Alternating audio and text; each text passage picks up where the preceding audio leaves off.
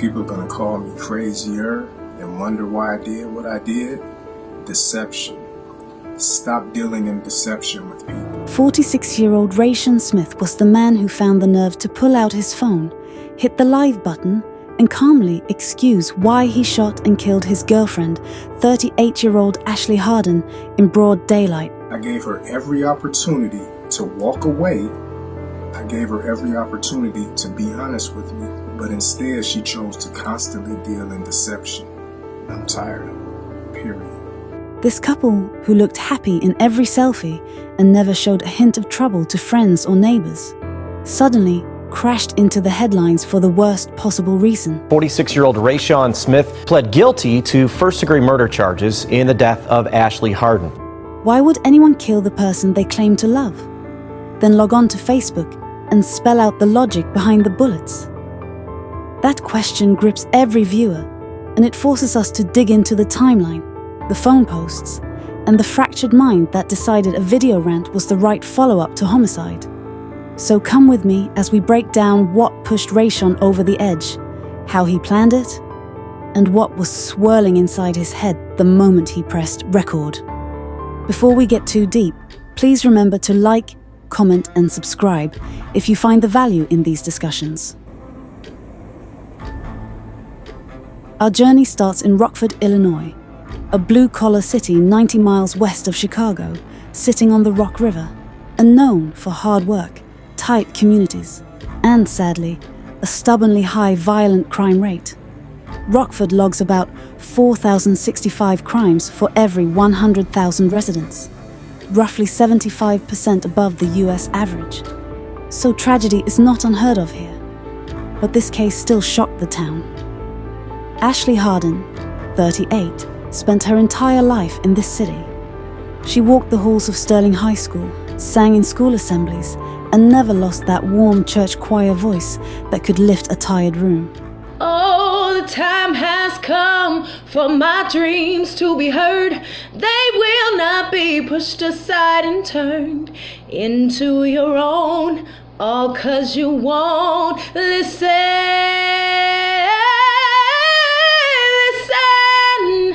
I am alone at a crossroads. I'm not at home in my own home, and I tried to say what's on my mind. You should have known. Oh. Friends say she would spot anyone who looked sad, slide over with a quick joke, and refuse to leave until they smiled. All right, tried to find some quiet time. I don't know if these kids are gonna let me, but just wanted to answer to the challenge of Janet Salter, just encouraging folks to be thankful right now for all that's going on in the world. If you're still alive, if you're still able to work, your kids are healthy, your loved ones are healthy and safe, just be thankful. You know, could have been us. You know, some people are way worse off than we are, so just stay thankful. Ashley was also a proud mother of 3. Her evenings revolved around homework checks, bedtime prayers, and goofy dance contests in the living room. Every post she made online circled back to her kids, or her partner, 46-year-old Hardin Smith. Hardin's past was not just sketchy. It was a long, jagged line of bad choices that never seemed to end. He had already done time in prison, learned nothing from it, and came out even more stubborn. Faithfulness meant little. He bounced from one woman to the next, leaving fresh heartbreak wherever he landed. When I met Ashley, I was openly polyamorous. I slept with women. I was upfront about it. When something upset him, late text, harmless joke, simple no, anger exploded in seconds, turning calm moments into shouting storms. I told her about my anger issues. I told her about my felony. I told her about prison. I told her about being controlling, violent, everything. Every trait you hope to avoid in a partner sat on display. Jealousy, lies, violence, control. Any wise friend would have screamed, "Run!" But Ashley's heart beat louder than those warnings. She believed kindness could change him. To polish his image, Hardin became an author. All right, everybody, it is official. I am a published author. And wrote a book called Sociopath or Wrong Path. The book is definitely based on my life. It's based on a lot of people that I've run into in my life. I'm not a writer. I just had a story to tell. In its pages, he painted himself as a misunderstood survivor, someone forged by the streets, chasing redemption. The book is written in a very, very raw form because at one point in my life, I could barely read and write. I self-taught myself in a prison cell how to put words together. The title alone seemed like a big red flag, but Ashley still let him into her heart out of kindness, which she would later regret. She loved him fiercely, and she proved it in the most public way possible: social media. One birthday, Ashley typed a glowing tribute so sweet it read like a love song. "I'm not always on Facebook," she wrote, "but this man turned 44 yesterday, and I have to show him love. Happy birthday, my love. You work hard to make life better for us, and it is always appreciated. Love you forever." She hit post, added heart emojis, and let the world watch. Scroll through her timeline, and you'll see picture after picture. Rayshon kissing her cheek, Rayshon laughing with her kids, Rayshon driving on family trips. Each caption praised his loyalty, his hustle, his big heart. But none of that could satisfy a man wired for control. To outsiders, their feed looked picture perfect. Inside those walls, peace was cracking. Arguments over cheating, money, and his late-night disappearances grew louder. Ashley tried to end it more than once, hoping distance would stop the pain. Rayshon refused. In his mind, breaking up meant losing power, and he would not lose. When he finally understood she was serious about leaving, he hatched a plan so cruel it still chills detectives. If Ashley walked away, he would erase her and her children in one stroke. He gathered milk jugs, filled them with gasoline, and set them by the house like silent bombs. He crept to the yard and began soaking the porch. Fumes seeped under the door, jolting Ashley awake. Hardin and her child smelled gasoline and went outside their house to investigate. She never returned. She noticed the smoke, grabbed a light, and stepped outside to investigate. That single step was the last anyone would see of her alive. 4 hours later, after frantic calls from her young son, Roscoe police tracked a tip to Ecolab on East Rockton Road. It was 7:35 a.m. when they looked behind the building and found Ashley's body, cold, beaten, shot, abandoned. While officers secured the scene, Rayshon sat somewhere else with his phone propped up, camera rolling. He pressed record and without a hint of shame, told the internet he had no choice but to kill her. But instead, she chose to constantly deal in deception. I'm tired of it, period.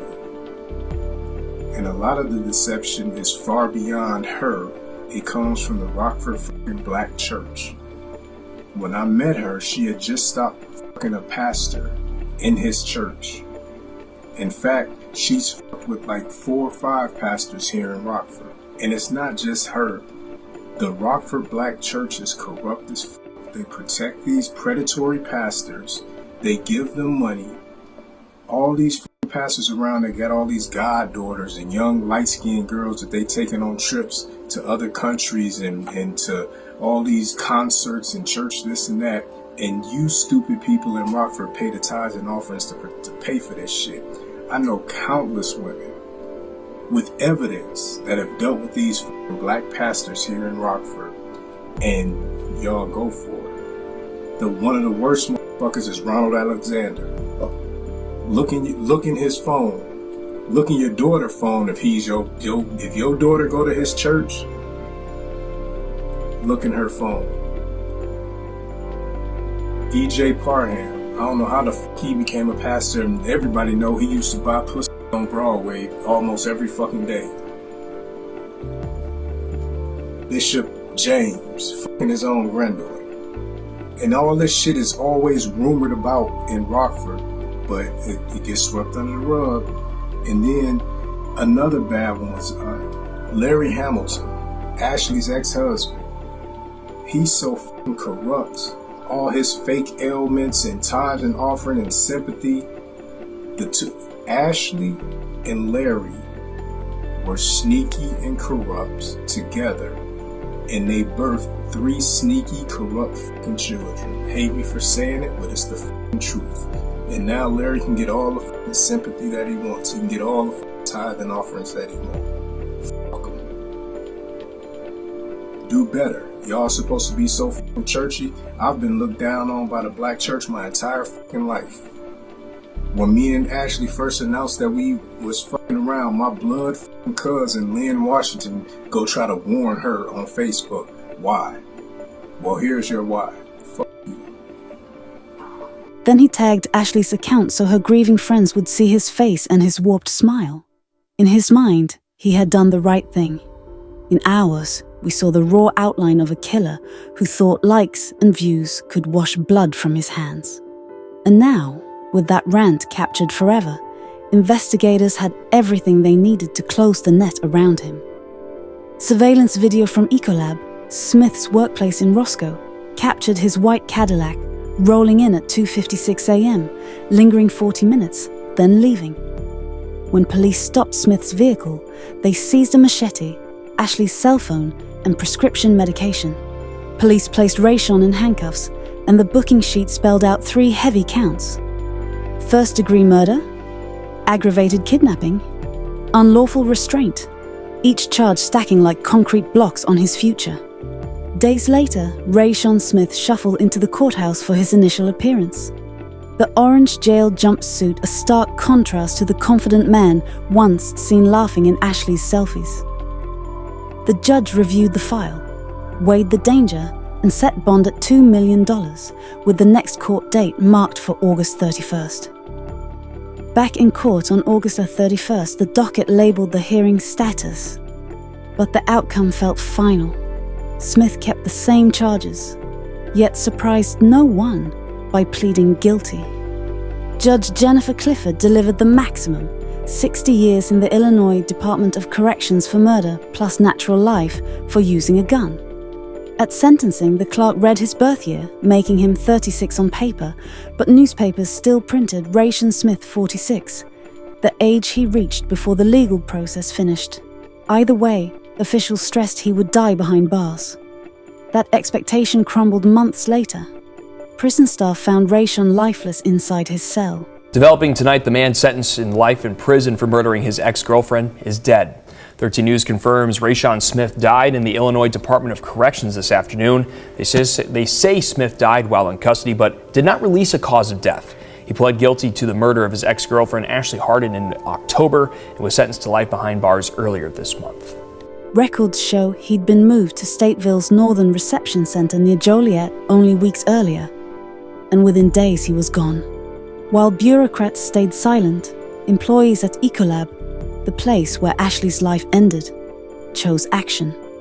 Plant manager Tom Ramsden said grief pushed workers to fund a tribute. When the tragedy occurred, we were all shocked and deeply saddened and didn't know, how to react, how to respond. Ecolab plant manager Tom Ramsden tells me people wanted to find a positive way to honor the loss of Ashley Hardin. That honor comes in the form of a commemorative bench. Once we got about half the funding secured, I reached out to the company and said, hey, can you help? And the company agreed to fund the whole bench. And so we took the money that we had raised and we actually used it to supply both birthday and Christmas gifts to Ashley's 3 minor children. On the bench is a plaque dedicated to Hardin. It includes a quote from Ashley herself. It reads, "Continue smiling, growing, loving, and showing respect." Ramsden says they want the bench to serve as a reminder of who Ashley was and keep her memory alive. We believe it's very meaningful to them to have a peaceful place that can be the focal point of remembrances and a memorial for her. We want the message that she brought of hope and kindness and love to the world. It took 3 months for everything to come together. During the first week of December, the bench was placed at Stonebridge Trail just south of Rockton Road. Ramsden says they chose to put the bench in a well-traveled area for the public and Ecolab employees to enjoy.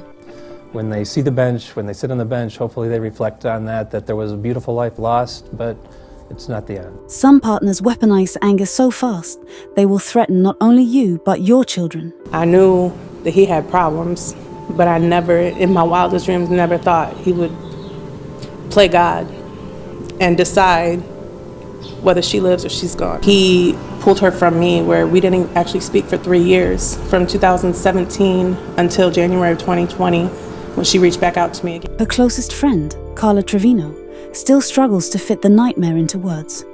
She says she never imagined their bond would end with a phone call from the coroner instead of a lunch date they'd been planning. I'm still waiting for her to call me back. I'm still waiting for her to I just got married and was so happy for me. I don't have a big support system, but that girl was my support system. Even while grief tugs at every memory, Carla refuses to let the pain drown out the light that Ashley carried. She'll make you laugh. She'll make you smile. She will make those tears go away, even if she's just cracking jokes. We send our deepest condolences to Ashley Hardin's family and friends. May her memory guide new safeguards and empower every survivor to seek help before rage turns lethal. I hope this story helps you recognize the warning signs and encourage you to seek help or offer support before it's too late. I'll see you in the next episode of Crime of Passion. Thank you for watching.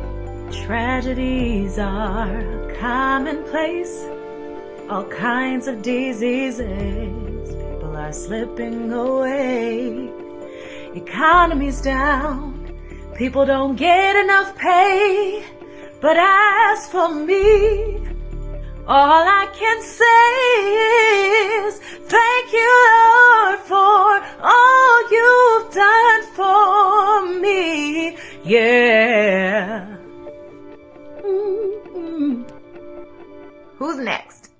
People are going to call me crazier and wonder why I did what I did. Deception. Stop dealing in deception with people. When I met Ashley, I was openly polyamorous. I slept with women. I was upfront about it. I told her about my anger issues. I told her about my felony. I told her about prison. I told her about being controlling, violent, everything. I gave her every opportunity to walk away. I gave her every opportunity to be honest with me, but instead she chose to constantly deal in deception. I'm tired of it, period. And a lot of the deception is far beyond her. It comes from the Rockford Black Church. When I met her, she had just stopped a pastor in his church. In fact, she's with like 4 or 5 pastors here in Rockford. And it's not just her. The Rockford Black Church is corrupt as fuck. They protect these predatory pastors. They give them money. All these fucking pastors around, they got all these goddaughters and young light-skinned girls that they taking on trips to other countries and to all these concerts and church this and that. And you stupid people in Rockford pay the tithes and offerings to pay for this shit.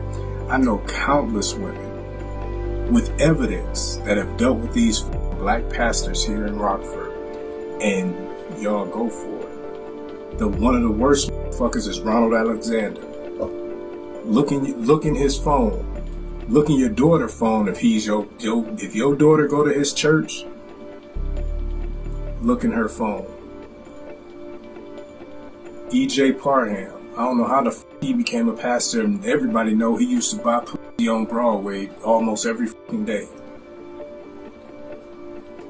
Bishop James, his own granddaughter. And all this shit is always rumored about in Rockford, but it gets swept under the rug. And then another bad one was Larry Hamilton, Ashley's ex-husband. He's so fucking corrupt. All his fake ailments and tithes and offering and sympathy. The two, Ashley and Larry, were sneaky and corrupt together, and they birthed 3 sneaky, corrupt fucking children. Hate me for saying it, but it's the fucking truth. And now Larry can get all the fucking sympathy that he wants. He can get all the fucking tithe and offerings that he wants. Fuck him. Do better. Y'all supposed to be so fucking churchy. I've been looked down on by the black church my entire fucking life. When me and Ashley first announced that we was fucking around, my blood fucking cousin, Lynn Washington, go try to warn her on Facebook. Why? Well, here's your why. Fuck you.